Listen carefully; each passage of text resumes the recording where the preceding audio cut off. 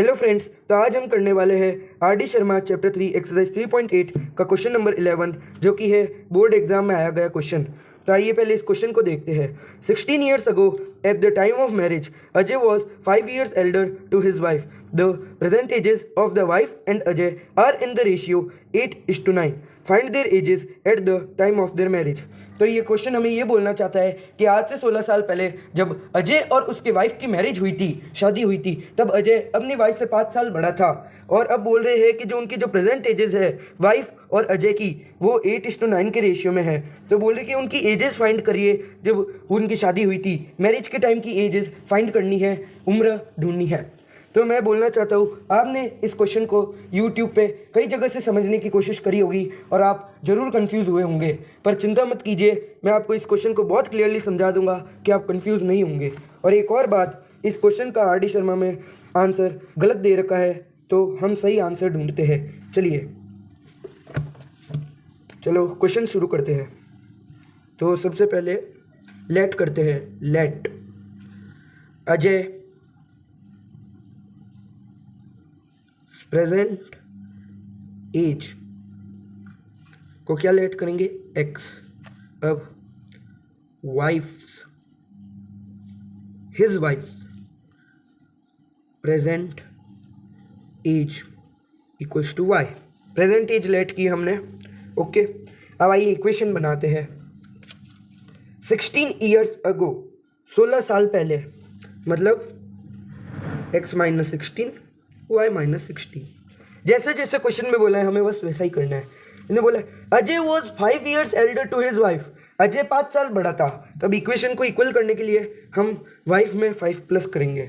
चलिए, तो आज मैं आपको एक इक्वेशन की ट्रिक बताता हूँ। अगर कोई भी इक्वेशन हो, उसमें अगर ऐसा दे रखा हो, जैसे इस राइट हैंड साइड भी -16 है और लेफ्ट हैंड साइड भी -16 है, ठीक है।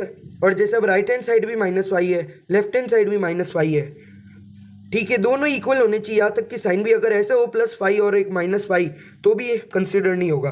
अगर दोनों साइड ऐसा दे रखा हो तो आप उसे डायरेक्ट काट सकते हैं, कोई दिक्कत नहीं है। तो इधर हमें इक्वेशन में ऐसा दिख रहा है, इधर भी -16 है, इधर भी -16 है, दोनों इक्वल है, साइन भी सेम है, तो आज हम डायरेक्ट काट देते हैं। चलो, तो हमें इक्वेशन बन गई x equals to y plus y, equation number 1। और कर देते हैं, तो x minus y equals to 5। चलो इसको डाल देते हैं इक्वेशन 1, क्या दिक्कत है।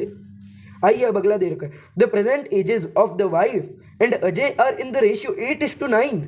Find their ages at the time of their marriage. अब बोले ये वाला पार्ट देखिए, the present ages of the wife and Ajay are in the ratio 8:9।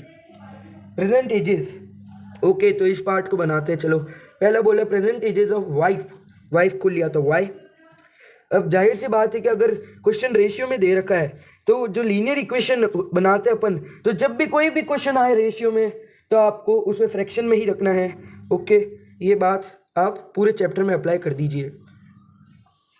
8/9, ठीक है। तो हम ट्रांसपोज कर देते हैं, ये बन गया अपना 8x 9y। चलो वापस ट्रांसपोज, सॉरी दोस्तों, इधर क्रॉस मल्टीप्लाई करना था, ट्रांसपोज तो इधर करना था। तो ये बना the equation number 2। Equation number 2। अब आप बताओ क्या ले, एलिमिनेशन मेथड ले सब्स्टिट्यूशन। मैं इसे एलिमिनेशन से सॉल्व करूँगा, ओके। तो एलिमिनेशन के लिए अब कुछ तो एलिमिनेट करना पड़ेगा, एलिमिनेट करने के लिए इक्वल बनाना पड़ेगा। तो आइए इसे बनाते हैं। तो हम मल्टीप्लाई करते हैं, मल्टीप्लाई इक्वेशन 1 बाई 8 से मल्टीप्लाई कीजिए, तो ये बन गया 8x minus 8 into x 8x।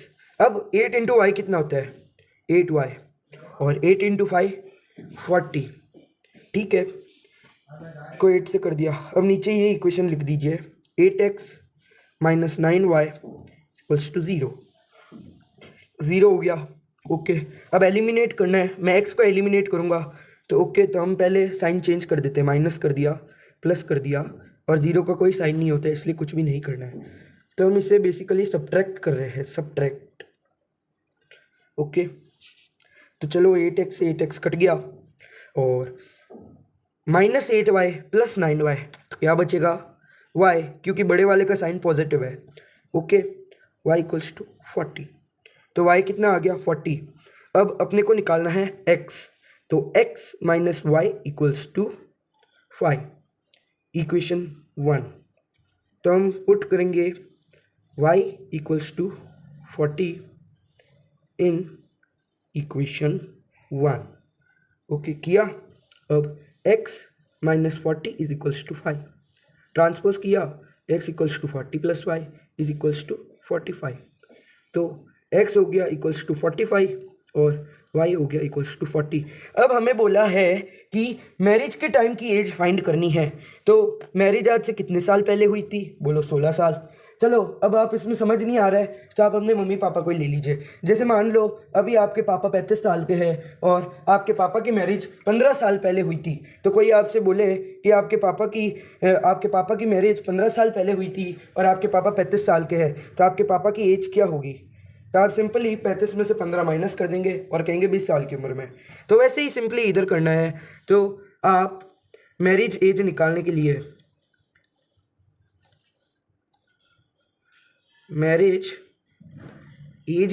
लिए आप क्या करेंगे? Subtract 16 from there present ages.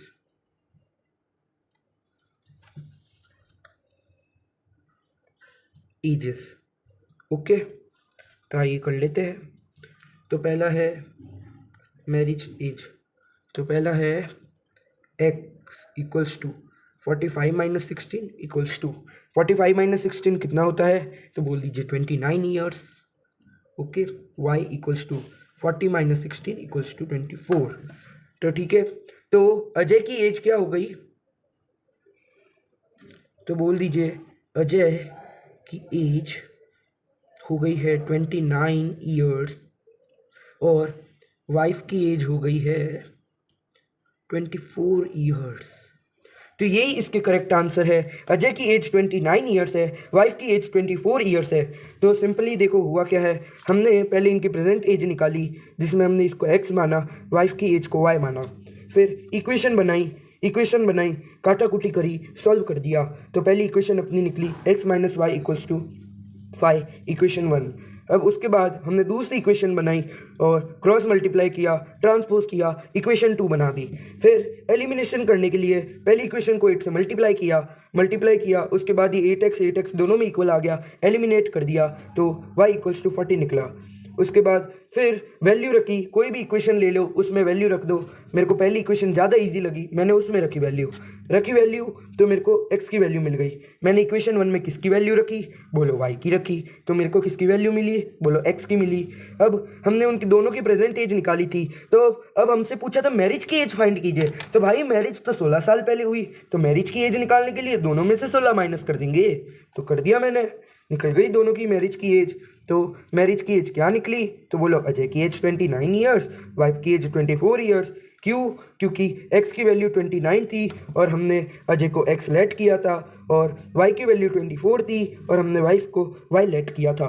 तो बोलिए क्वेश्चन समझ आया या नहीं आया? तो लाइक कीजिए, शेयर कीजिए, सब्सक्राइब कीजिए, और आगे कोई भी क्लास 10th RD शर्मा का क्वेश्चन समझ नहीं आए तो कमेंट सेक्शन में टाइप कीजिए, हम उस पर ज़रूर वीडियो बनाएंगे। तब तक के लिए thank you, bye bye, thank you for watching.